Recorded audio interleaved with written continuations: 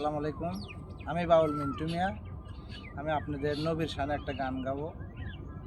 আহা হা ওই আমি কান্দি নদীর কিনারায়, আমি কান্দি নদীর কিনারায়, দয়াল আয় রে আয়। ও তোমায় দেখিবার তরে হে আইলাম যমুনার পাড়ে, ও দেখবো দুই নয়ন ভরে, এ কত না হাইয়া যাইলে পালো লাহাইয়ে রে, ও কত না হাইয়া যাইলে পালো লাহাইয়ে রে,